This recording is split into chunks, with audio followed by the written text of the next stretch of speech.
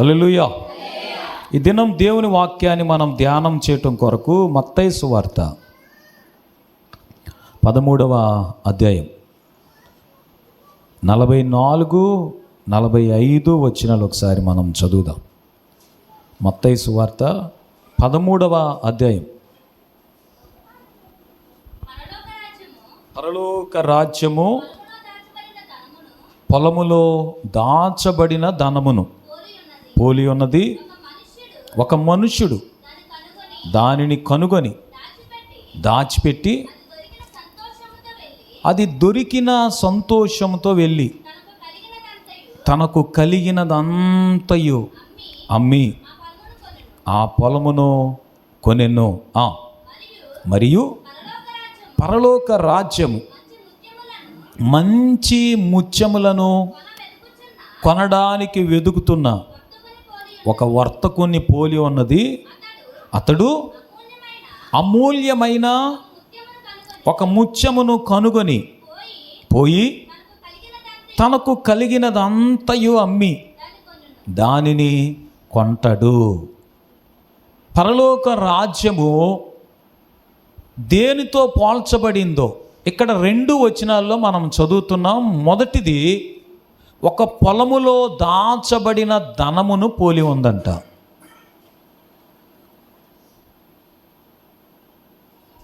ఒక పొలములో దాచబడిన ధనం పరలోక రాజ్యాన్ని చూపిస్తూ ఉంది.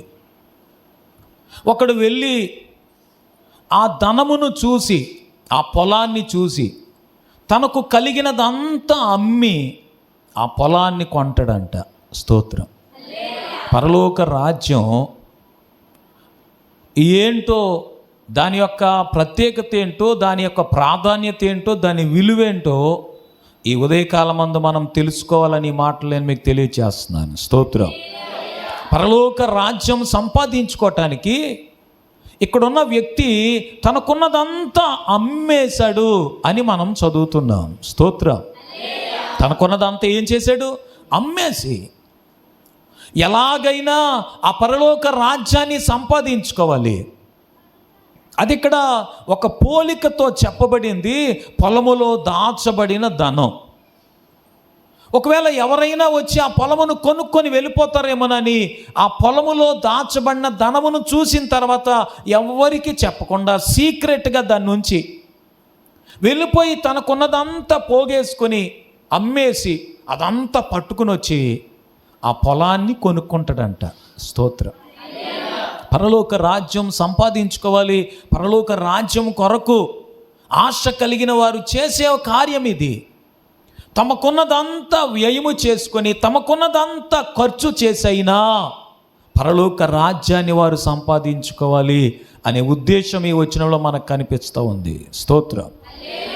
ఇంకొక వచనం కూడా మనకు అక్కడ నేర్పించబడుతూ ఉంది. పరలోక రాజ్యం ఒక మంచి ముత్యమును కొనడానికి వెతుకుతున్న వ్యాపారస్తుని చూపిస్తుందంట.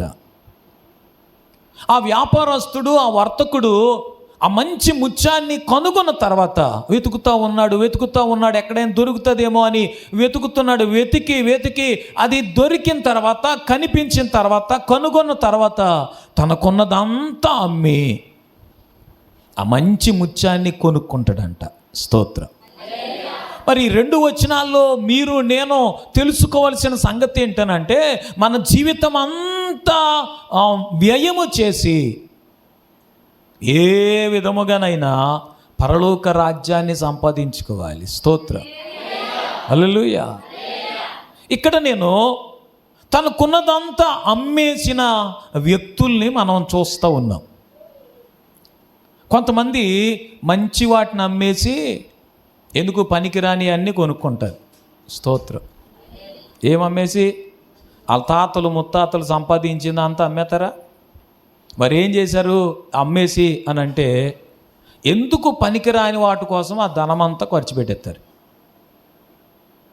నా చిన్నప్పుడు విన్నాను, అమలాపురం ఆ ప్రాంతంలోనట ఈ కళ్ళు గీసే వాళ్ళకి అతడు కళ్ళు తాగి వాళ్ళ తాతో లేకపోతే నాన్నో సంపాదించిన 2 ఎకరాల కొబ్బరి తోట రాసి ఇచ్చేయడంట.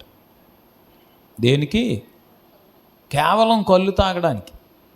మరి ఈ రోజుల్లో కూడా అలాంటి వాళ్ళు ఉంటారా అంటే ఉంటారు. ఈ ప్రాంతంలో కూడా నేను విన్నాను, ఒక అమ్మాయి చెప్తుంది, మీ నాన్నగారు ఏ పనికి వెళ్ళరు కదా, ఏం చేస్తారని అడిగా ఒకసారి. ఏం చేస్తారు పాస్టర్ గారు, మాకు భూమి ఉంది కదండి, కొంత ముక్క అమ్ముతారండి, ముక్క అమ్మ డబ్బులన్నీ ఎక్కడ,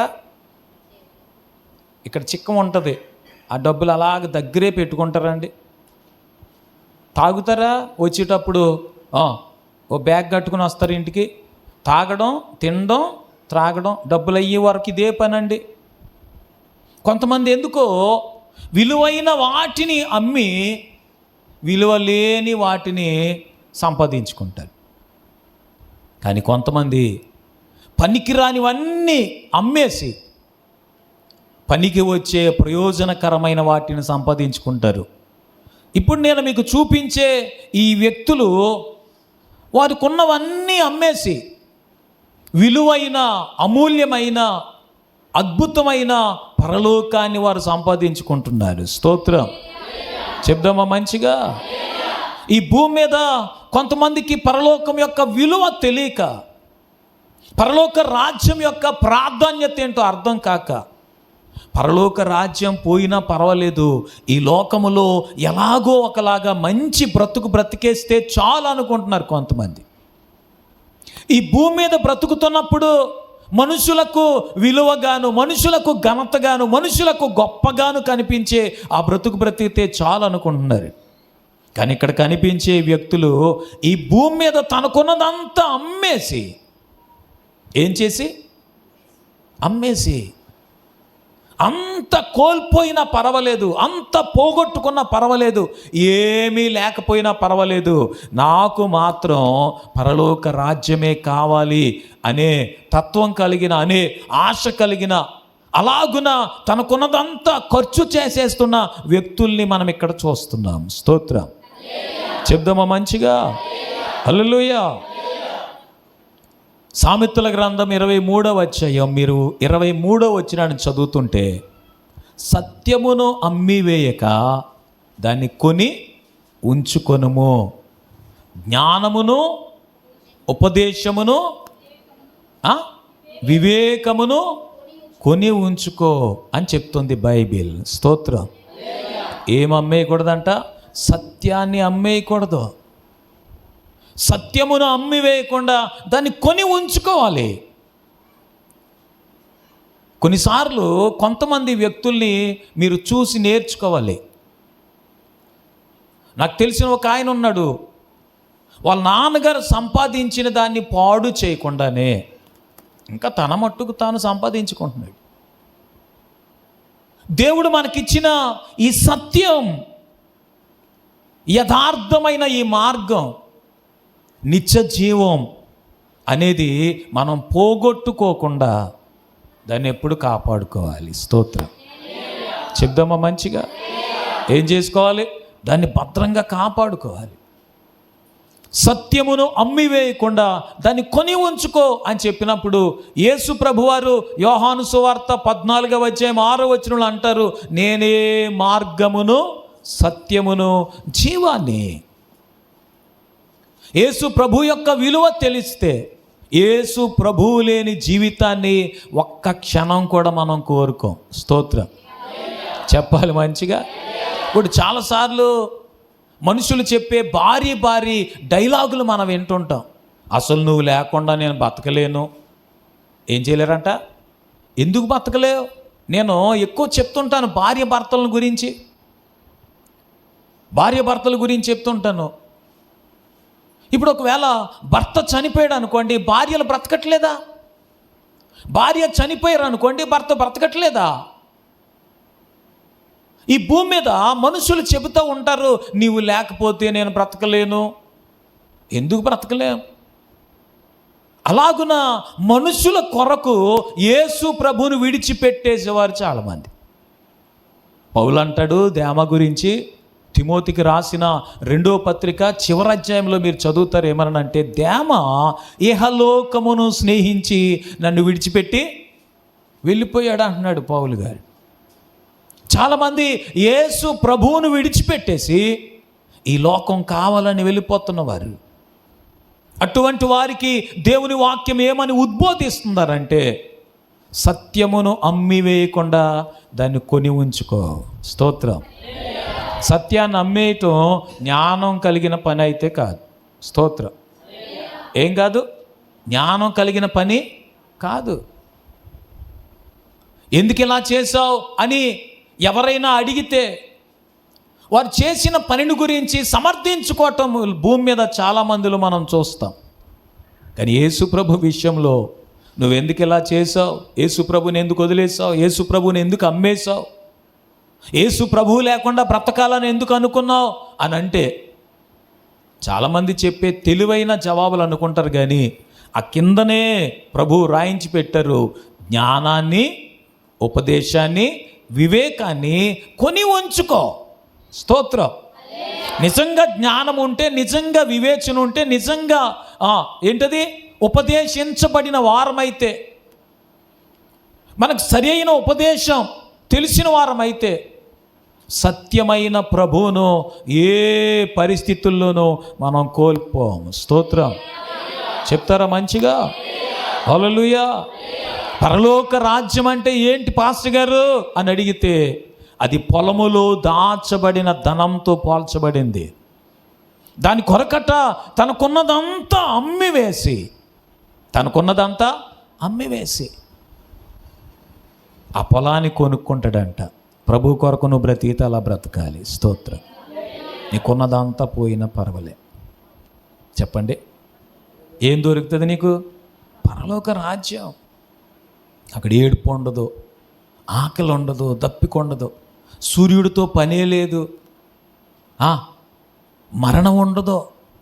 ఆ పరలోక రాజ్యం కొరకు అవసరమైతే నీకున్నదంతా ఇచ్చేసిన, చివరికి ప్రాణం ఇచ్చేయవలసి వచ్చినా కూడా నువ్వేం సంపాదించుకోవాలి?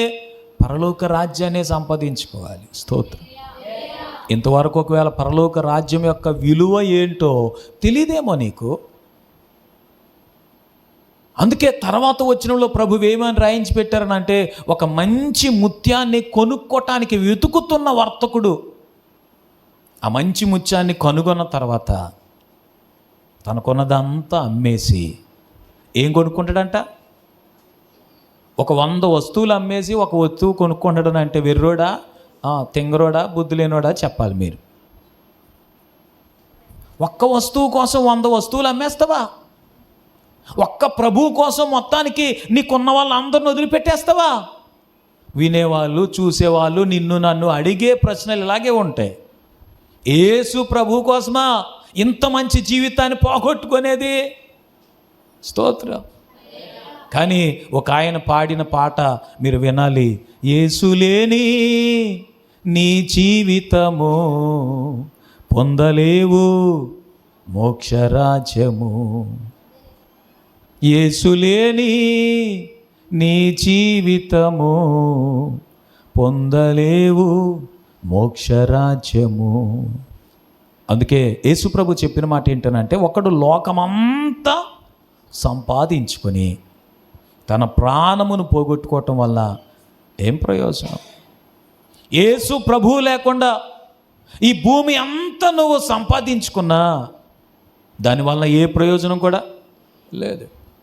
అందుకే పరలోక రాజ్యం యొక్క విలువ ఏంటో, దాని ప్రత్యేకత ఏంటో, దాని ప్రాముఖ్యత ఏంటో, దానికి ఇవ్వాల్సిన ప్రాధాన్యత ఏంటో ఈ ఉదయం మీరు తెలుసుకోవాలని ఈ మాటలు నేను మీకు తెలియజేస్తున్నాను. స్తోత్రం. చెప్తారా మంచిగా? హల్లెలూయా.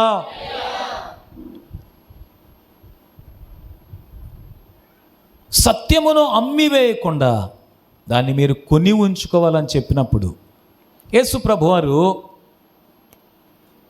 ఒకసారి తన శిష్యులకు ఇంకా అక్కడ ఉన్న వారికి బోధిస్తూ కత్తి కొనుక్కోమన్నాడు ఆయన. స్తోత్రం. ఏం కొనుక్కోమన్నాడు? కత్తి కొనుక్కోమన్నప్పుడు ఒక బట్టను అమ్మేయమన్నాడు. అమ్మి కత్తి కొనుక్కోమని చెప్పిన మాట మనం ఒకసారి చదివి చూద్దాం. చూడండి, లూకాసు వార్త 22వ అధ్యాయం 36వ వచనాన్ని ఒకసారి చదవండి. లూకాసు వార్త 22వ అధ్యాయం. అందుకైనా ఇప్పుడైతే సంచి గలవాడు సంచి జాలియు తీసుకొని వెళ్తే సరిపోతుంది. కత్తి లేనివాడు తన బట్టను అమ్మి కత్తి కొనుక్కోమంటున్నాడు ఆయన. స్తోత్రం. అంటే ఇక్కడ కత్తిని గురించి నేను చెప్పడానికి కాదు, కొన్ని కావాలనంటే కొన్ని అమ్మేయాలి, కొన్ని వదిలేయాలి, కొన్నిటిని తప్పకుండా మనం త్యాగం చేయాలి. స్తోత్రం చెప్పాలి మంచిగా. కత్తితో పని ఉంది, కత్తి అవసరం, కత్తి ఉపయోగపడుతుంది. కనుక అవసరమైతే ఆ కత్తి కావాలనుకున్నప్పుడు బట్టను వదిలిపెట్టేయాలట. బట్టను ఏం చేయాలి? వదిలిపెట్టేయాలి. అందుకే బట్టను అమ్మి కత్తి కొనుక్కో అంటాడు ప్రభు. పరలోక రాజ్యం కావాలంటే ఈ లోకాన్ని వదిలిపెట్టేయాలి. పరలోక రాజ్యం సంపాదించుకోవాలంటే ఈ లోకములో ఉన్నదంతా కొన్నిసార్లు త్యాగం చేయాలి. పోగొట్టుకున్న, కోల్పోవలసి వచ్చిన, విడిచిపెట్టేవలసి వచ్చిన తప్పకుండా వాటిని ఇంకా వదిలిపెట్టేసి నువ్వేం సంపాదించుకోవాలి? పరలోక రాజ్యమే సంపాదించుకోవాలి. స్తోత్రం చెప్తారా మంచిగా? ఇప్పుడు మనం మందిరానికి వస్తున్నారు కదా, మీరు మందిరానికి వస్తున్నారు కదా, ఎందుకు వస్తున్నారో అర్థమవుతుందా? అంటే వచ్చి ప్రార్థన చేయించుకుని వెళ్ళిపోవడానికా? లేకపోతే మీరు యేసు ప్రభువుని నమ్ముకున్నారు కనుక ఏదో చర్చికి వెళ్ళాలి కనుక, మీకు ఈ చర్చే ఎవరో చెప్పారు కనుక ఈ చర్చికి వచ్చేసి కాసేపు దండం పెట్టుకుని వెళ్ళిపోవడానిక? మందిరానికి రావాల్సింది, యేసు ప్రభువునందు విశ్వాసం ఉంచాల్సింది, యేసు ప్రభువే మీ ప్రభువుగా ఉండాల్సింది. దేనికనంటే పరలోక రాజ్యం కొరకు. స్తోత్రం చెప్పండి. హల్లెలూయా కాదు, దేని కొరకు? పరలోక రాజ్యం కొరకు. అందుకే పౌలు గారు ఏమన్నారు తెలుసా? ఎవరైనా ఈ లోకం మట్టుకే ప్రభువునందు నిరీక్షణ కలిగిన వారైన ఎడల లోకస్తులందరికంటే దౌర్భాగ్యులై ఉంటారని చెప్పాడు. ఆ మాట ఒకసారి చదివి చూద్దాం. మొదటి పత్రిక, కొరింథీయులకు రాసిన మొదటి పత్రిక 15-19. చూడండి, కొరింథీయులకు రాసిన మొదటి పత్రిక 15వ అధ్యాయము 19వ వచనం. ఈ జీవిత కాలం మట్టుకే మనము క్రీస్తునందు నిరీక్షించు వారమైన ఎడ్ల మనుషులందరికంటే దౌర్భాగ్యులమై ఉంటాం. క్రీస్తునందు మనం ఉంచాల్సిన నిరీక్షణ దేనికనంటే ఈ భూమి మీద బ్రతుకు కోసం కాదు. ఈ భూమి మీద బ్రతుకు యేసుప్రభు ఉన్నా లేకపోయినా బ్రహ్మాండంగా ఉంటుంది. స్తోత్రం. మేము ఎప్పుడు చెప్తుంటాంగా, నేను చెప్తాను, యేసుప్రభువును కలిగి ఉన్నవారి కంటే యేసుప్రభు లేని వారి పరిస్థితులే బాగున్నాయి. ఎందుకనంటే వాళ్ళకు ఒక కట్టడ, నియమము, ఇంకా నిబద్ధత, ఒక సమర్పణ ఏం ఉండదుగా. అడ్డదిడ్డాల జీవితం అందంగా ఉంటుంది, ఆనందంగా ఉంటుంది, ఇష్టానుసారం బ్రతకొచ్చు, ఏ చెయ్యాలంటే అది చేసేయచ్చు, ఎలా బ్రతకాలనుకుంటే అలా బ్రతికేయచ్చు, ఎలాగైనా సంపాదించేసుకోవచ్చు. స్తోత్రం. ఏం చేయొచ్చు? ఇప్పుడు మీకైతే మనకైతే మన సంపాదన కొరకు న్యాయమైన సంపాదనే ఉండాలని వాక్యానుసారంగా మనం బ్రతకడానికి ప్రయత్నం చేస్తాం, ప్రాకులాడతాం. కనుక మనం ఆల్ది ఎటిది ఆక్రమించేయాలని, దురాక్రమణ చేయాలని, అన్యాయంగా తెచ్చేసుకోవాలని ఇలాంటిది ఏం చెయ్యం. యేసు ప్రభువు లేని వారికి ఇవేమి లేవు. అవతలుడు ఏమైపోతే మనకెందుకు? మనం బాగున్నామా లేదా?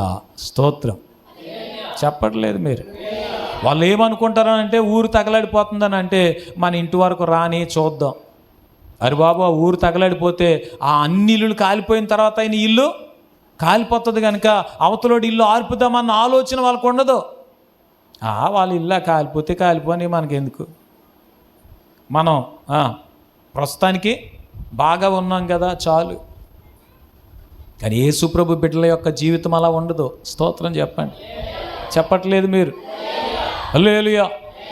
వీరు నష్టపోయినా ఇతరులకు కష్టం కలగకుండా ఉండాలని, వీరికి లాభం రాకపోయినా ఇతరులకు మేలు కలగాలని వారు జీవించే జీవితం అలాగుంటుంది. స్తోత్రం చెప్పాలి మంచిగా. అందుకే ఈ జీవితకాలం మట్టుకు మాత్రమే కాదు, ఈ జీవిత కాలం మట్టుకే నిరీక్షణ కలిగి ప్రభు దగ్గరికి మనం వస్తే, అంటే దాని అర్థం ఇల్లు, వాకిలి, పెళ్ళి, పిల్లలు, ధనము, ధాన్యము, ఇంకా ఉద్యోగం, వ్యాపారం, ఆరోగ్యం, ఇంకా ఆస్తి, అంతస్తు, వీటి కొరకే ప్రభు దగ్గరకు వస్తే మనుషులందరికంటే మనం దౌర్భాగ్యులమై ఉంటామట. మొదట ఆయన నీతిని, రాజ్యాన్ని వెతకవలసిన వారం మనం. స్తోత్రం చెప్తారా మంచిగా? మొదట ఏం కోరుకోవాలి ప్రభు దగ్గరికి వచ్చినప్పుడు? ఆయన రాజ్యమే, పరలోక రాజ్యమే. మరి మిగిలినవి ఏమి ఇవ్వడా? భూమి మీద బ్రతుకు కోసం దేవుడు ఏమి చేయడానంటే ఆయన రాజ్యాన్ని మొదట వెతికితే మీకు కావలసినవన్నీ ఆయన ఇస్తానని చెప్తున్నాడు. స్తోత్రం చెప్పాలి మంచిగా. యేసు ప్రభువుని నమ్ముకున్న వాళ్ళకి ఉద్యోగాలు ఉండవా? ఇస్తాడు. ఆయన ఇవ్వడా? ఇస్తాడు. వ్యాపారం ఉండదా? ఇస్తాడు. పిల్లల్ని ఇవ్వడా? ఇస్తాడు. ఇల్లు, వాకిలు ఇవ్వడా? ఇస్తాడు. అద్భుతంగా ఇస్తాడు. స్తోత్రం చెప్పాలి మంచిగా. చాలా అద్భుతంగా ఇస్తాడు. అయినా మనం ఫస్ట్ ప్రయారిటీ ఎవరికి ఇవ్వాలి, దేనికి ఇవ్వాలని అంటే పరలోక రాజ్యానికే ఇవ్వాలి. స్తోత్రం చెప్పాలి మంచిగా. ఇక్కడ మనం చదివిన వ్యక్తులు ఇద్దరు వారికి ఉన్నదంతా అమ్మి ఏం సంపాదించుకున్నారంట? పరలోక రాజ్యాన్ని కొనుక్కున్నారంట. స్తోత్రం చెప్తారా మంచిగా? మీరు, నేను మన జీవితంలో మనకున్నదంతా పోగేసి మన బలము, మన జ్ఞానము, మన ఆరోగ్యం, మన శక్తి, మన భక్తి మొత్తం అంతా ఖర్చు పెట్టేసి అవసరమైతే మనకు మనమే ఖర్చు అయిపోయి ఏం సంపాదించుకోవాలి? పరలోక రాజ్యాన్ని సంపాదించుకోవాలి. స్తోత్రం చెప్పాలి మంచిగా. హల్లెలూయా. మనం ఒక వచనాన్ని చదువుదాం చూడండి. సామెతల గ్రంథం 4వ అధ్యాయం 7వ వచనాన్ని చదువుదాం. సామెతల గ్రంథం 4వ అధ్యాయం 7వ వచనాన్ని చదువుదాం. జ్ఞానము సంపాదించుకోవటమే జ్ఞానానికి ముఖ్యాంశం. నీ సంపాదన అంతా ఇచ్చి బుద్ధి సంపాదించుకో. స్తోత్రం హల్లెలూయా. సత్యాన్ని అమ్మేయకుండా దాన్ని కొనుంచుకోమని చెప్తున్నాడు కదా. జ్ఞానము, ఉపదేశము, వివేచన కొని ఉంచుకో అన్నాడు కదా. నీ సంపాదన అంతా ఇచ్చి బుద్ధి సంపాదించుకో. స్తోత్రం. ఎందుకు బుద్ధి సంపాదించుకోమంటున్నాడు అనుకుంటున్నారు? బైబిల్ చెప్తుంది బుద్ధిమంతుడైతేనట కిందనున్న పాతాళాన్ని తప్పించుకోవాలని పరమునకు పోయే జీవమార్గములు నడుచుకుంటాడంట. స్తోత్రం. బుద్ధి ఎందుకు సంపాదించుకోవాలి? మరి బుద్ధిహీనుడైన వాడు, బుద్ధి లేని వాళ్ళు ఎక్కడ పోతారని అంటే తిన్నగా నరకానికి వెళ్ళిపోతారు. వాళ్ళు ఆ మాత్రం బుద్ధి, ఆ మాత్రం జ్ఞానం వారికి ఉంటే వారు పరలోక రాజ్యాన్ని సంపాదించుకోవటానికే వారి జీవితాన్ని త్యాగం చేసేస్తారు. స్తోత్రం చెప్తారా మంచిగా? హల్లెలూయా. అందుకే బైబిల్ ఏమందనంటే, ప్రభువేమన్నాడనంటే, తన ప్రాణమును పోగొట్టుకునేవాడు దాన్ని సంపాదించుకుంటాడు, తన ప్రాణమును కాపాడుకోగోరేవాడు దాన్ని పోగొట్టుకుంటాడంట. దేవుని మాటలు చాలా ఆశ్చర్యంగాను సాధారణంగా ఆలోచిస్తే అర్థం కానట్టు ఉంటాయి. అదేంటండి, ప్రాణాన్ని సంపాదించుకోవాలనుకుంటే పోగొట్టుకోవటం ఏంటి? ప్రాణాన్ని సంపాదించుకోవాలనుకునేవాడు నా ప్రాణమా తినుము, త్రాగుము, సుఖించుమని ఈ లోక సంబంధమైన వాటి కొరకే ప్రాకులాడతాడు గనుక ఈ లోకము దాని ఆశ గతించిపోద్దుగా, అప్పుడు దానితో పాటు వీడు కూడా గతించిపోతాడు, నశించిపోతాడు.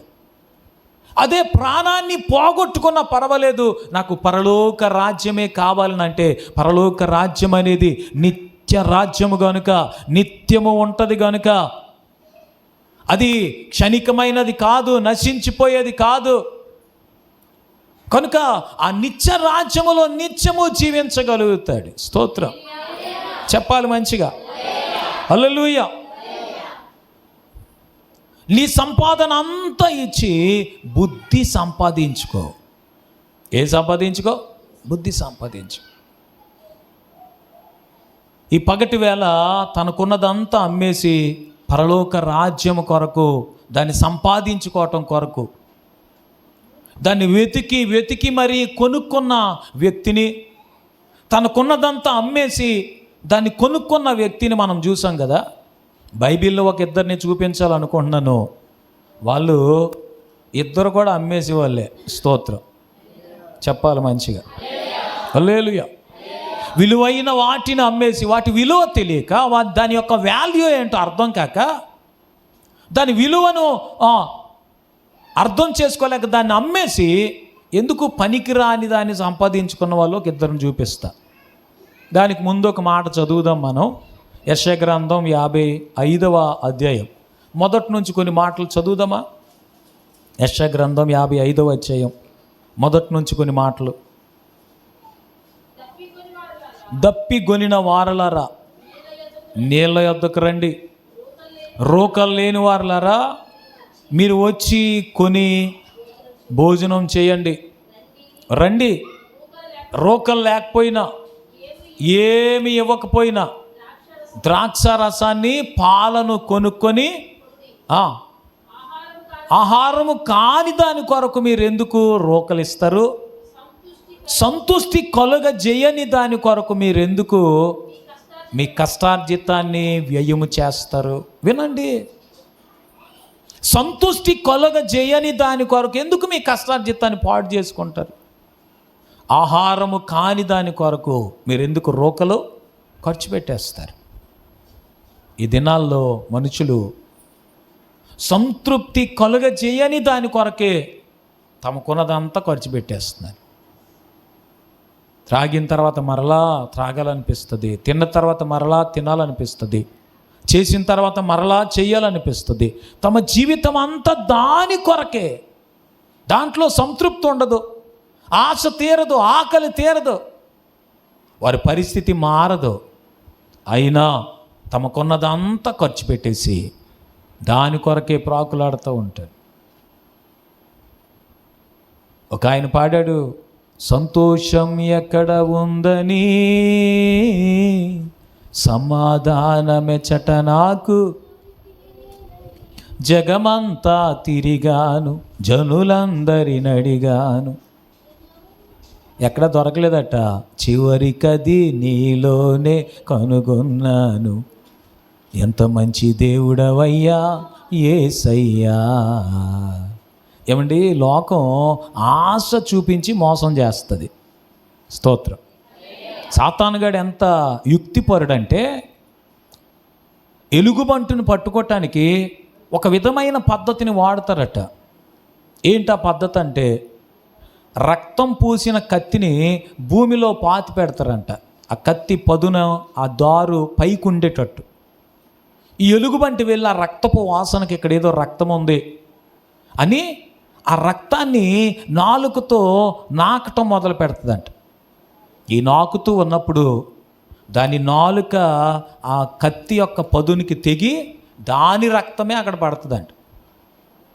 అక్కడ ఇంకా రక్తం ఉందనుకుని మరలా అలా నాకి చివరికి రక్తమంతా పోయిన తర్వాత సొమ్మసిల్లి పడిపోద్దంట. సులువుగా పట్టేసుకుంటారు. లోకం ఎంత విచిత్రంగా నిన్ను ఆకర్షిస్తుందంటే, అక్కడ ఏదో ఉంది, నీ కడుపు నిండిపోద్ది, జీవితం మారిపోద్ది, నీ అవసరం తీరిపోద్ది అన్నంతగా లోకం నిన్ను చూపిస్తుంది. నువ్వు అటువైపు వెళ్ళి సమస్తం పోగొట్టుకొని చివరికి నీ ప్రాణాన్ని కూడా పోగొట్టుకోవాల్సి వస్తుందేమో. నా ప్రభు ఎంత మంచివాడనంటే, నిత్య జీవాన్ని నీకు ఇవ్వటానికి తన ప్రాణాన్ని నీ కొరకు బలిగా అర్పించాడు. స్తోత్రం చెప్పాలి. తన ప్రాణమంతా నీ కొరకు దారిపోసాడు. నువ్వు ఏమీ ఇవ్వనవసరం లేదు. నువ్వు ఆయన సంపాదించుకుంటే చాలు, ఆయన పొందుకుంటే చాలు, ఆయన కలిగిన జీవితం నువ్వు జీవించగలిగితే చాలు.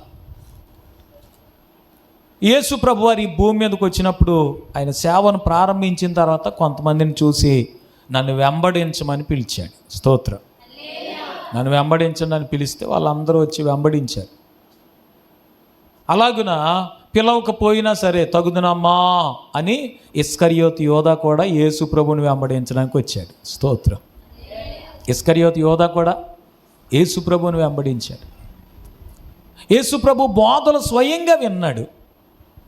ఇప్పుడు మీరు నేను అనుకోండి, ఎవరో పాస్టర్ గారు చెప్పింది వినాలి. ఇలా గుళ్ళో వినకపోతే టీవీలోనో యూట్యూబ్లోనో ఇంకా అక్కడ ఇక్కడ వినాలి. మీరు బాగా అక్కడిక్కడ వింటారని నాకు ఎలా తెలుస్తుంది అంటే, మీరు ఆ ప్రసంగాలు ఈ ప్రసంగాలు వాళ్ళు అలా చెప్పారు వీళ్ళు ఇలా చెప్పారని మాటల్లో చెప్తున్నప్పుడు మీరు బాగా వినేవాళ్ళని నాకు అర్థమవుతుంది. ఏదైనప్పటికీ మనం ఎవరో చెప్పింది వింటాం. కానీ ఇస్కరియోతు యోధా స్వయంగా యేసు ప్రభువే చెప్పగా విన్నాడు. అయితే అంత విన్నా, యేసు ప్రభువుతోనే కలిసి తిన్నా, యేసు ప్రభువుతోనే 3.5 సంవత్సరాలు కలిసి ఉన్నా, యేసు ప్రభు యొక్క విలువ ఆ యోధాకు అర్థం అవ్వలేదండి. ఇస్కరియోతు యోధాకి యేసు ప్రభు యొక్క విలువ అర్థం అవ్వలేదు. మరి ఏం చేశాడు అని అంటే, యేసు ప్రభుతో కలిసి తిరుగుతున్న మనకు వచ్చే లాభం ఏమి లేదనుకున్నాడేమో.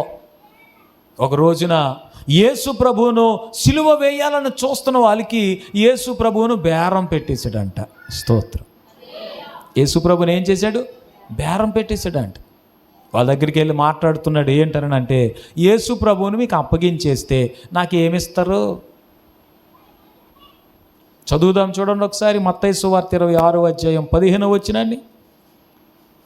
మత్తయి సువార్త 26వ అధ్యాయం 15వ వచనాన్ని.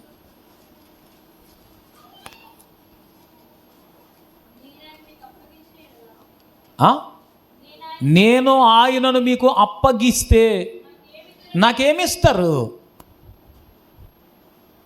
ఇస్కరియోతు యోధా యేసు ప్రభును 30 వెండి రూపాయలకి అమ్మేశాడు. ఎంతకే? 1 కోటి రూపాయలు. ఈ రోజుల్లో 1 కోటి రూపాయలు అనుకుంటే బాగుండు. స్తోత్రం. మరి ఆ రోజుల్లో 30 వెండి రూపాయలు ఎంత విలువ ఉంటుందో మనకు తెలియదు.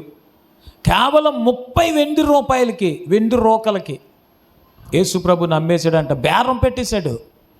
యేసు ప్రభు విలువేంటో తెలియని వాడు, యేసు ప్రభు ఏంటో అర్థం కానివాడు, ఒకవేళ ఈ రోజున కూడా యేసు ప్రభు బిడ్డలుగా బ్రతుకుతూ కూడా ఆయన విలువ తెలియకపోతే, ఆయన ప్రాముఖ్యత ఏంటో అర్థం కాకపోతే, ఆయనను కలిగి ఉండడం వలన నీకు వచ్చే లాభం ఏంటో నీకు అర్థం కాకపోతే, యేసు ప్రభు లేని జీవితాన్ని నువ్వు ఎక్కువ కోరుకుంటావు.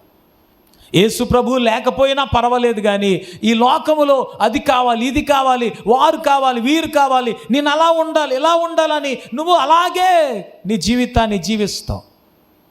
కారణం ఏంటనంటే, యేసు ప్రభు యొక్క విలువ ఏంటో నీకు అర్థం కాలేదు. నేను 2 వచనాలు చదివించాను. ఒక వ్యక్తట పరలోక రాజ్యాన్ని సంపాదించుకోవటానికి అది దేనితో పోల్చబడిందనంటే, పొలములో దాచబడిన ధనముతో పోల్చబడింది. అది చూసిన తర్వాత దాన్ని అలాగే దాచిపెట్టి ఎవ్వరితో చెప్పకుండా వెళ్ళిపోయి తనకున్నదంతా అమ్మేసి వచ్చి ఆ పొలాన్ని కొనుక్కున్నాడంట. స్తోత్రం చెప్పాలి. దాని విలువేంటో ఆ వ్యక్తికి అర్థమైంది కనుక తనకున్నదంతా ఖర్చు పెట్టేసి, తనకున్నదంతా అమ్మేసి ఆ పొలాన్నే కొనుక్కున్నాడు. ఎవరైనా వచ్చి, ఎర్ర బాబు అంత పని కట్టుకొని ఈ పొలమే కావాలన్నావనంటే, నీకేం తెలియదు, నాకు తెలుసు ఊరుకో అంటాడు. స్తోత్రం. ఏంటి యేసు ప్రభు కోసం చచ్చిపోతావా? చచ్చిపోతాను. అంతలాగా అని అంటే నీకు తెలియదు, ఊరుకో. విలువ తెలియదు వారికే, యేసు ప్రభు గురించి అర్థం కాలేదు వారికి కనుక వారు ఏదైనా మాట్లాడతారు. ఆయన గురించి అర్థమైన వాళ్ళు ఆయన కొరకు ఏదైనా చేస్తారు. స్తోత్రం చెప్తారా మంచిగా? ఆయన కొరకు ఏదైనా చేస్తారు. ఈ మాటలు చెప్తున్న నేను యేసు ప్రభుకి కొరకు ఏమీ చెయ్యని వాడిని ఏం కాదు. నువ్వు సేవ చేయడం మానే నీకు ఉద్యోగమే ఇంతని అన్నాడు ఒక ఆయన. స్తోత్రం. నీ ఉద్యోగానికి నీకు ఒక దండం. సేవలో తిండి లేకపోయినా పర్లేదని సేవకు వచ్చేసాను నేను. స్తోత్రం చెప్పట్లేదు మీరు.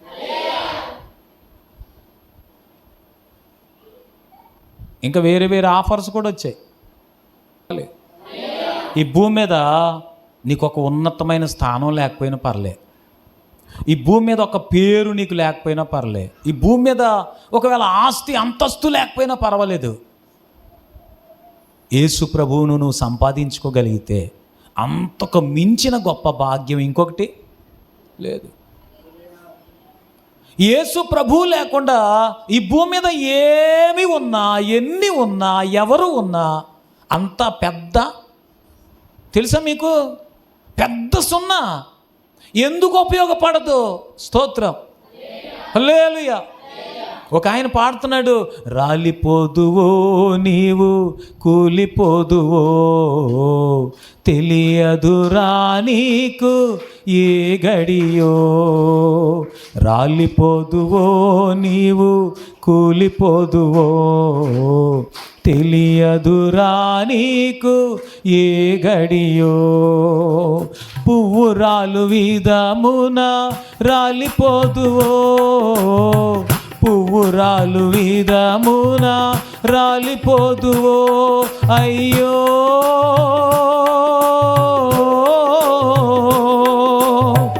మానవా.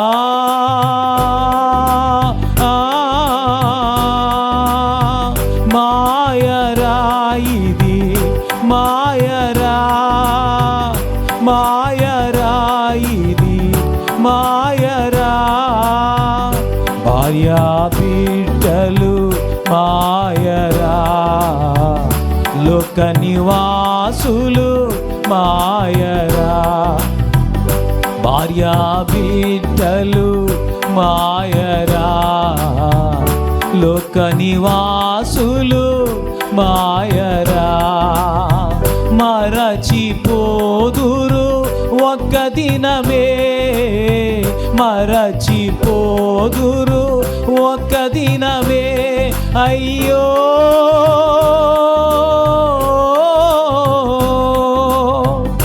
మానవా.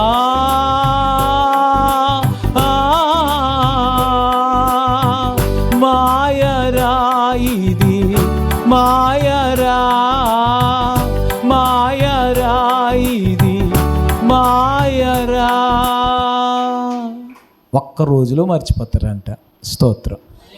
ఇప్పుడు భార్య భర్తలు ఉంటారా? బతుకున్నంత వరకు బంగారం. స్తోత్రం. ఏంటది? బంగారం. ఎందుకండి పెళ్ళైన కొత్తలో చూడండి, భర్త భార్యని, భార్య భర్తని, అయ్య బాబోయ్. స్తోత్రం. ఓ పాస్టర్ గారు ఉన్నారు, బాగా చెప్తాడు ఆయన పెళ్లి ప్రసంగాలు. పెద్ద ఆయన పెళ్ళైన కొత్తలో బండి మీద తీసుకెళ్తాడంట. జోసఫ్ గారు మీకు బాగా కనెక్ట్ అవుతుందేమో చూసుకోండి అన్నాడంట. ఇలా గట్టిగా పట్టుకుని దగ్గరికి జరుగు కూర్చో అన్నాడంట. స్తోత్రం. ఏంటది? పెళ్ళైన కొత్తగా, అయ్యి బాబోయ్ మామూలుగా ఉండదు. స్తోత్రం. ఏమన్నాడు? దగ్గర జరిగి గట్టిగా పట్టు కూర్చో అన్నాడంట. కొంతకాలం అయిన తర్వాత ఇద్దరు బండి మీద వెళ్తున్నారంట. అన్నాడంట, ఏయ్ ఇస్త్రీ చొక్కా నలిగిపోద్ది, కొంచెం వెనక్కి జరుగు. ఏమి నలిగిపోద్దంట? ఊరి బాబు ఈ చొక్కా విలువ చేయలేదా మీ ఆవిడ నీకు? స్తోత్రం. పెళ్ళి అవ్వకముందు ఒకవేళ ముందే ఎవరన్నా ఒకరితో ఒకరు మాట్లాడుకునే వాళ్ళు ఉంటే, అయ్య బాబు ఉంటుందండి. ఒక కుర్రోడికి పెళ్ళి కుదిరింది, ఫోన్ అట్టుకుని చెరువు గట్టుకు పోయి, ఇది చెరువు గట్టును ఏం చేస్తున్నారా రాత్రులు అంటే 2 గంటలు కూర్చున్నాడండి చెరువు గట్టు మీద. ఇక మామూలుగా ఉండేది కాదండి ఫోన్ స్టంటింగా. స్తోత్రం. పోనీ పెళ్ళి కుదిరిన తర్వాత సంవత్సరం పాటు పెళ్ళి అవ్వకుండా ఏం లేదు, కొద్ది రోజుల్లోనే. బాబు ఏం చేస్తున్నావు బాబు చెరువు గట్టునే? వస్తున్నానండి, వస్తున్నాను. చెప్పు ఇంకేటి? ఏమీ ఉండదు అక్కడ. అక్కడ ఎవరు కూర్చుంటారో ఏం చేస్తారో అవన్నీ కనబడవు. ఇంకా చీకటే. ఆ చీకట్లో ఎక్కడ కూర్చుండిపోయాడో తెలీదు. ఎప్పుడది? పెళ్ళి అవ్వకముందు. స్తోత్రం. మరి పెళ్ళి అయిన తర్వాత ఉంటుందండి. ఫోన్ చేస్తలేదు, నీ ఫోన్ చేసేటంత ఖాళీ ఉందేటి నాకు అనరా? స్తోత్రం చెప్పండి ఒకసారి. హల్లెలూయా. ఇంక నేను ఎంత బిజీగా ఉన్నాను, ఇంకా ఆ మాత్రం ఆలోచించవేటి? హల్లెలూయా. చెప్పట్లేదు మీరు. వినండి, ఈ ఇస్కరియోతు యోధ యేసు ప్రభు నమ్మేశాడంట. యేసు ప్రభు యొక్క విలువ తెలియనివాడు, యేసు ప్రభు ఏంటో అర్థం కానివాడు, యేసు ప్రభువుని గురించి అవగాహన కూడా లేదని చెప్పలేము. అమ్మేశాడా? అమ్మేసిన తర్వాత యేసు ప్రభువుని సిలువ వేయటానికి ఇక తీర్పు అయిపోయింది. ఆయనకు మరణశిక్ష విధించారు. సిలువ వేసేయండి అని చెప్పి శిక్ష విధించారు. ఈ శిక్ష పడిన తర్వాత అప్పుడు లబోదిబోమని ఏడ్చుకుంటూ రోదిస్తూ వచ్చి అంటాడంట, ఇదిగో మీరు ఇచ్చిన 30 వెండి నాణెములు, నేను నిరపరాధ రక్తాన్ని మీకు అప్పగించానని నాకు అర్థమైంది. ఎప్పుడు? మన పెద్దోళ్ళు సామెత చెప్తారు కదా, చేతులు కాలిపోయిన తర్వాత ఏం వెతుక్కుంటారు? అప్పుడు వెతుక్కుంటారు. చాలామంది అంతే. ఇంత జ్ఞానం కలిగినోడు కదా, ఎలాగ పప్పులో కాలేసావనంటే, ఏమో పాస్టర్ గారు అప్పుడు నాకు ఏం అర్థం కాలేదండి. ఇంత జ్ఞానం, ఇంతమందికి తెలివితేటలు చెప్తావు, ఇంతమందికి ఆలోచన చెప్తావు, ఇంత తెలివిగా నువ్వు ప్రవర్తిస్తావు కదా, ఎందుకు ఇలా చేసావమ్మా? ఏమోనండి అప్పుడు అలాగే అయిపోయిందండి. ఇప్పుడు చేతులు కాలిపోయాక, అంత అయిపోయిన తర్వాత ఇస్కరియోతు యోధా కూడా అలాంటి వాడేనంట. 27వ అధ్యాయం 3వ వచనాన్ని చదువుదామా? అప్పుడు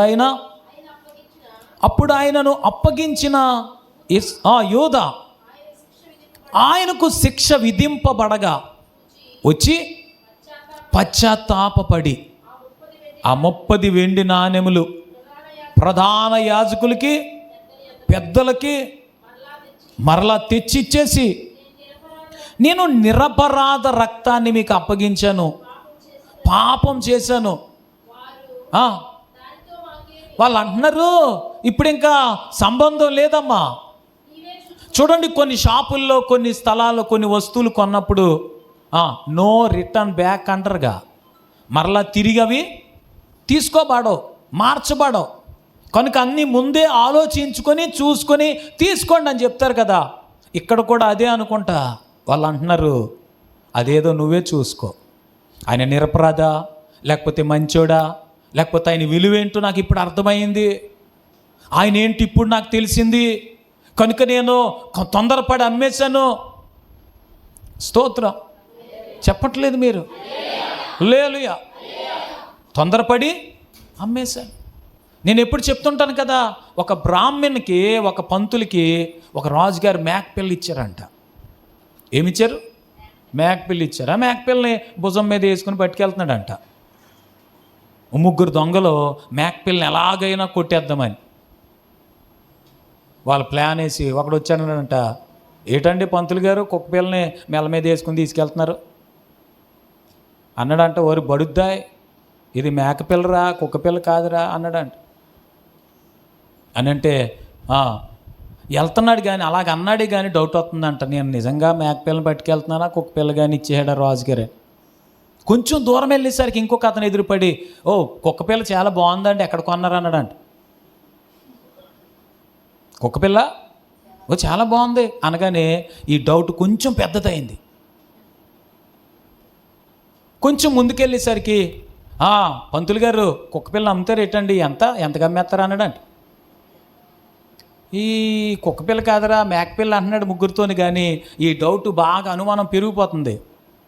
అప్పుడు వాళ్ళు ముగ్గురు వెళ్ళిపోయిన తర్వాత, ఇది నిజంగానే కుక్కపిల్ల అయ్యి ఉంటుంది, నేను మేకపిల్ల అనుకొని రాజుగారు చెప్పిన మాటలు నమ్మేసి మెల్ల మీద అట్టుకుని వచ్చేస్తున్నాను అక్కడ వదిలేసిపోడంట. ఈ దొంగలు దాన్ని పట్టుకెళ్ళిపోయారు. ఈ లోకము, సాతాను యేసు ప్రభువును నీకు ఎలా చూపిస్తుందని అంటే, ఆయన వల్ల ఏ లాభం ఉండదు. ఇంత ప్రార్థన చేస్తున్నావా, ఇంత భక్తి చేస్తున్నావా, యేసు ప్రభువుని నమ్ముకున్నంత మాత్రాన నీకేం కలిసి వచ్చేస్తుంది? అప్పుడు నీకు డౌట్ వస్తుంది, నిజమే కదా, నేను ఎంత ప్రార్థన చేస్తున్నాను, భూమి మీద నా అంత భక్తిపరుడు ఇంకొకడు ఉన్నారనుకుంటున్నావా? స్తోత్రం. ఇంకొక భక్తిపరుడు లేడు. నిన్నే ఒక ఆయనతో మాట్లాడుతుంటే, మాకు సాయంత్రం చిన్న ప్రార్థన ఉంది అన్నాడు ఆయన. మరి నాకుంది, నేను ఖాళీగా ఉంటానేటి, నాకుంది ప్రార్థన అన్నాను. మాకు ఈ నెలాఖరు వరకే ప్రార్థనలు అన్నాడు. నాకు జూన్ 5వ తారీఖు వరకు అన్నాను. అమ్మ బాబోయ్ అంటున్నాడు. అప్పుడు నేను ఊహించుకుంటే ఆయనకంటే పెద్ద భక్తిపరుని కదా నేను.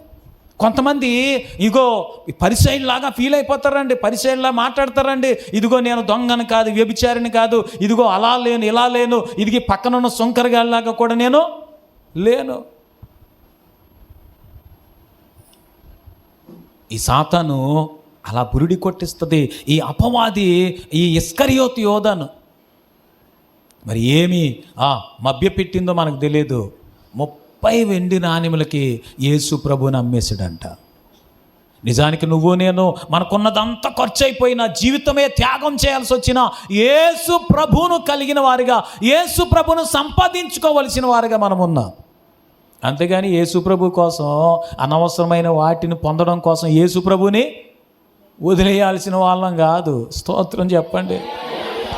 ఈ భూమి మీద ఎంత గొప్ప భాగ్యమైన ఒంటి నిండా బంగారమున్నను అది నీకు సాటి రాగలదా, మేడ మిద్దెలు ఎన్ని ఉన్నను అవి నీకు సాటి రాగలవా, ప్రేమించేవారు ఎందరున్నను యేసులాగా నిన్ను వారు ప్రేమించగలరా, ఆలోచించావా?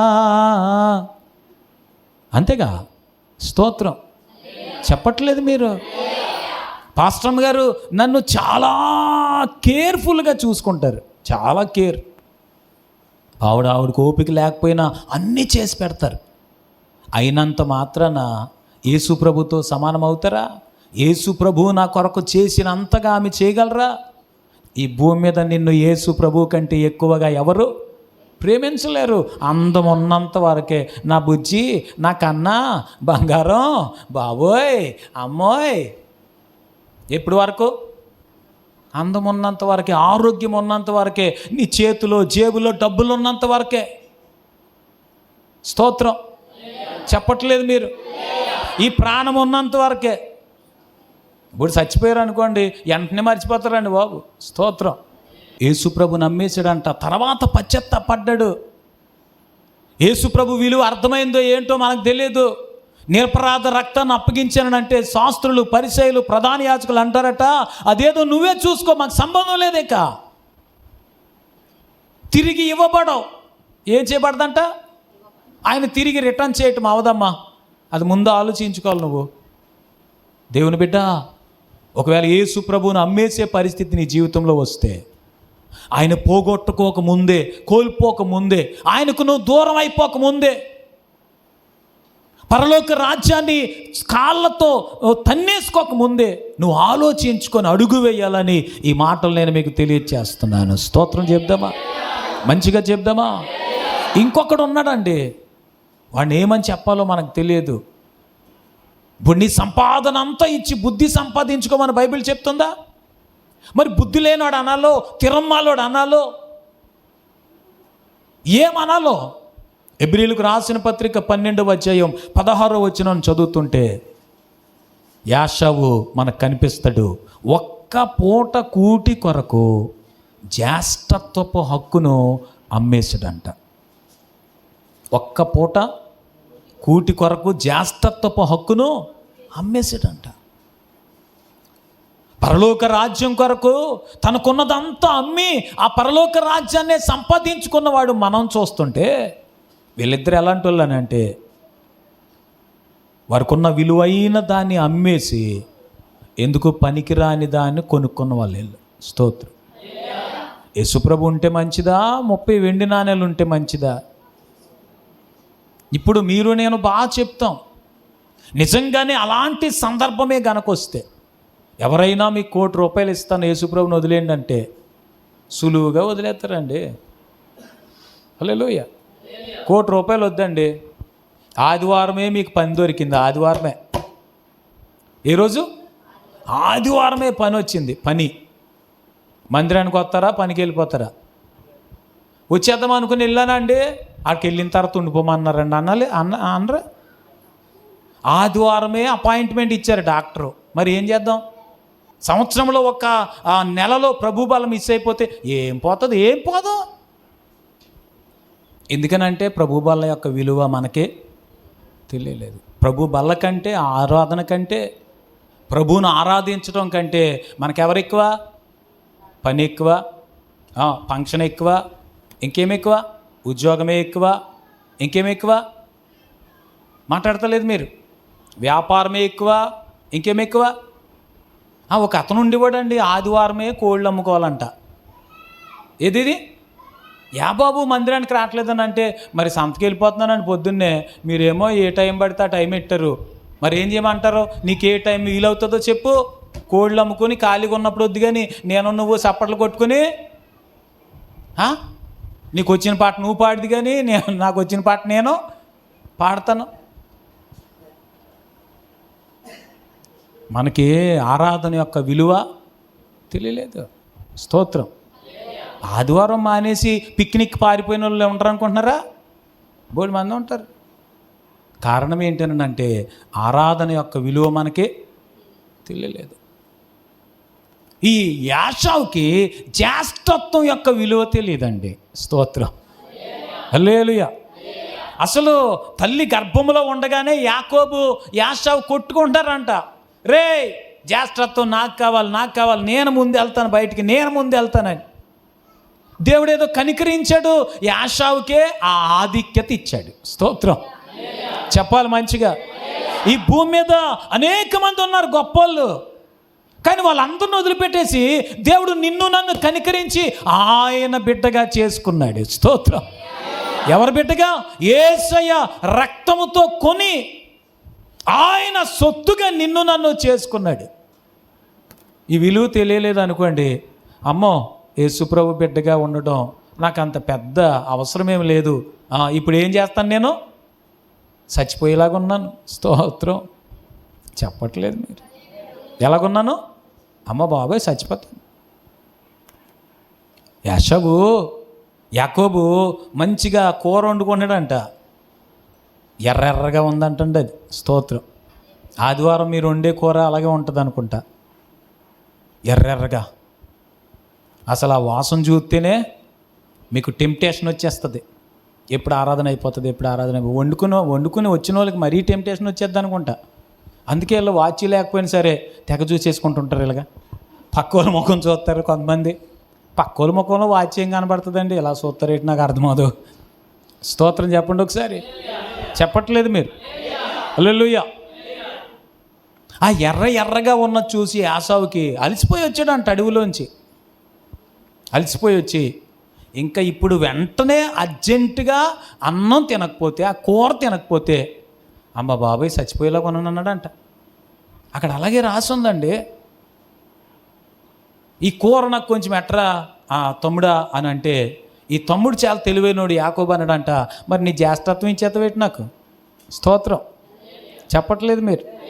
ఈ లోకం ఎలాంటిది అనుకుంటున్నారు? లోకం అలాంటిదే. యేసుప్రభుని వదిలి వచ్చేస్తావేంటి? ఈ వారం కాకపోతే వచ్చి వారం వెళ్ళొచ్చు. స్తోత్రం. బతుకుంటే ఎప్పుడైనా నమ్ముకోవచ్చు యేసుప్రభుని. ఈ చుట్టాల పట్టాలు ఇప్పుడు వస్తారా ఏటి? ఎప్పుడు కావాలంటే అప్పుడు వస్తారా? రారుగా. ఈ ఆస్తి అంతస్తు ఎప్పుడు పడితే అప్పుడు వస్తుందా? ముందు సంపాదించుకుందాం, తర్వాత యేసుప్రభు గురించి ఆలోచించుకుందాం కదా. ఈ లోకము ఎందుకు యేసుప్రభుని సంపాదించుకోలేకపోతుందనంటే అందుకే. ఈ యాషావు నేను చచ్చిపోయేలాగా ఉన్నాను, ఇప్పుడు అర్జెంటుగా అన్నం తినేయాలి. స్తోత్రం. అర్జెంటుగా ఏం తినేయాలి? ఒక్క పూట అంట, ఒక్క పూట కూటి కోసం. పోనీ జీవితం అంతా నేను పోషిస్తాను అన్నయ్య, నువ్వు జ్యేష్ఠత్వం, నేనేం పెద్దోడిగా ఉంటాను, నువ్వేమో చిన్నోడిగా ఉండని అడగలే యాకోబు. స్తోత్రం. జీవితం అంతా పోషిస్తానని అంటే జీవితకాలం అంతా ఇంకా నేను కష్టపడలేనురా, అడవికి వెళ్ళలేను, వేటాడుకోలేను, సంపాదించుకోలేను, ఒరి బాబోయ్ నా ఓపిక అయిపోయింది, చచ్చిపోయేలాగా ఉన్నాను, ఏదో లేవలేకపోతున్నాను, అక్కడ లేపితేనే కానీ ఏం చేయలేకపోతున్నాను, లేవలేకపోతున్నాను, కనుక నా ఆస్తిపాస్తులు, నా ఈ జ్యేష్ఠత్వం ఏం చేసుకుంటాను నేను? ఈ జ్యేష్ఠత్వం నీకు ఇచ్చేస్తాను రా, నువ్వు నాకు కొంచెం కూడెట్టు చాలు, బతికినంతకాలం కూడెట్టు కదా. కొంతమంది పెద్దోళ్ళు నన్ను ఎవరు చూస్తే వాళ్ళకే ఇస్తాను అంటారుగా. ఎవరు చూస్తే అలాగ అంటారు, కానీ ఇలా రాసిన వెంటనే చూస్తారా? రాయించుకునే వరకు చూస్తారు వీళ్ళు. ఎలాగనంటే గోతికన్నా నక్కలాగా కొంచెం తుమ్మితే చాలు, కొంచెం ఏదో డౌట్గా ఉంది రాసేస్తావా, కొంచెం దగ్గితే చాలు. ఏ మనుషులండి బాబు. స్తోత్రం. చెప్పట్లేదు.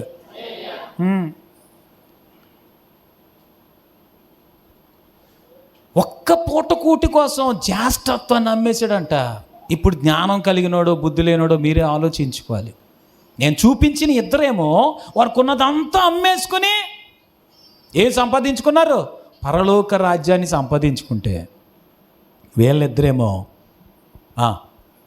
పరలోక రాజ్యాన్ని వదిలేసుకొని, ఒకడేమో యేసు ప్రభుని వదిలేసుకున్నాడు, కేవలం 30 వెండి నాణేలు సంపాదించుకున్నాడు. అవి కూడా వాటితో ఏమన్నా బావుకున్నాడా, వాటితో ఏమన్నా తిన్నాడా, వాడిని ఏమన్నా అనుభవించాడనంటే లేదంట. యేసు ప్రభుని సిలువేసేస్తున్నారని తెలియగానే వెళ్ళాడు, వాళ్ళని అడిగాడు, బాబోయ్ మీది మీకు ఇచ్చేస్తాను, యేసు ప్రభుని నాకు ఇచ్చేయండి అని అంటే, అబ్బాయి కుదరదో, ఒకసారి ఏంటిది అమ్మబడిన తర్వాత మరలా నో రిటర్న్ బ్యాక్ అన్నారంట. వాళ్ళు గో బ్యాక్ అన్నారంట.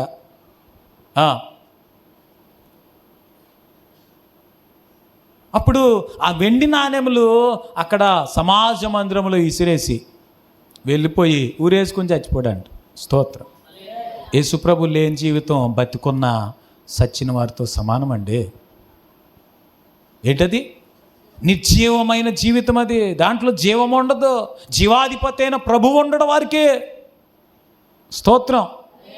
అందుకే చెప్తున్నా, నీ జీవితంలో ఏది కోల్పోయినా పర్లేదు, యేసు ప్రభువు ఉంటే నీకు చాలు. స్తోత్రం. యేసు ప్రభువు లేకుండా నీ జీవితంలో ఏమున్నా కానీ వేస్టే. ఏమమ్మా, లోకమంతా సంపాదించుకున్నా యేసు ప్రభువు లేకపోతే ఏ ప్రయోజనం లేదు. ఒక్క పూట కూటి కోసం జ్యేష్ఠత్వం అనేది దేవుడిచ్చిన గొప్ప బహుమానం. ఆధిక్యత. ఏంటది? ఆధిక్యత. రక్షణ కూడా ప్రభువు మనకిచ్చిన గొప్ప ఆధిక్యత. స్తోత్రం చెప్పాలి మంచిగా. హల్లెలూయా. అందుకే ఎబ్రీ గ్రంథకర్త అంటాడు 2వ అధ్యాయం 3వ వచనంలో, ఇంత గొప్ప రక్షణ నిర్లక్ష్యము చేస్తే మనం ఎలా తప్పించుకుంటాం? అందుకే ఫిలిప్పీలకు రాస్తూ పౌలు గారు 4వ అధ్యాయం 8వ వచనంలో అంటారు, ఏవి సత్యమైనవో, ఏవి మాన్యమైనవో, ఏవి ఖ్యాతి గలవో, ఏవి రమ్యమైనవో వాటి మీద ధ్యానం ఉంచండి అని చెప్తాడు. స్తోత్రం.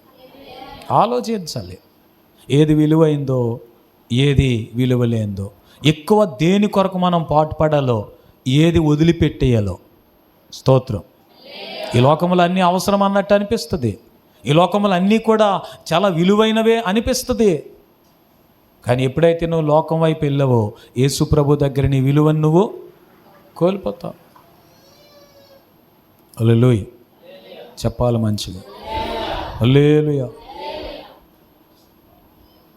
యోబు ఏమండి మంచి స్థితిలో ఉన్నప్పుడు అపవాది వచ్చి యేసు ప్రభు దగ్గర నిలబడినప్పుడు ప్రభు అన్నాడు, నా భక్తుడైన నా కుమారుడైన యోబు గురించి నువ్వు ఆలోచించవా అని అంటే, ఏముందలే యోబు పరిస్థితులన్నీ బాగా ఉన్నాయి కనుక నిన్ను ఆరాధిస్తున్నాడు, కానీ అసలు ఉన్నవన్నీ తీసేస్తే నిన్ను ఆరాధించడు అని చెప్పాడు సాతాను. స్తోత్రం చెప్పాలి కదా. కొంతమంది అలాగే ఉంటారండి. ఇప్పుడు మందిరానికి వచ్చారు ఆదివారం, వాళ్ళు అనుకున్నది జరిగితే వచ్చేవారం వస్తారు, అనుకున్నది జరగలేదు అనుకోండి, ఏం జరిగిందిలే, గుడికి వెళ్ళినా ఏం ఉపయోగం లేదు. స్తోత్రం. గుడికి వెళ్ళినా ఏం ఉపయోగం లేదు.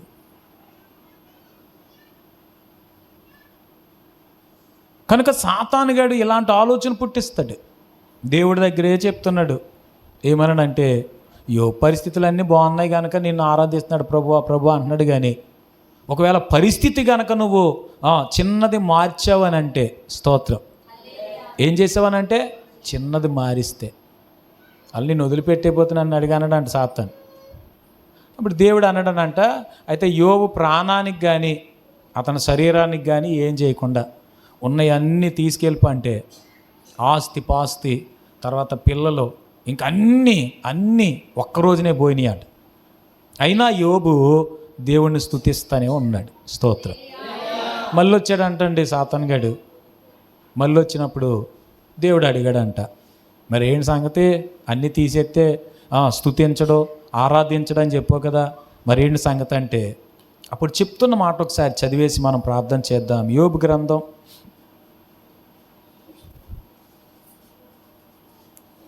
2వ అధ్యాయం 4వ వచనం చదువుదాం. అపవాది చర్మాన్ని కాపాడుకోవటానికి, చర్మాన్ని తన ప్రాణమును కాపాడుకోవటానికి తనకు కలిగినది అంతా ఒక మనుషుడు ఇస్తాడు కదా అంటున్నాడు. వినండి, మనిషట తన ప్రాణము కొరకు తనకున్నదంతా ఏం చేస్తాడు? ఇస్తాడు.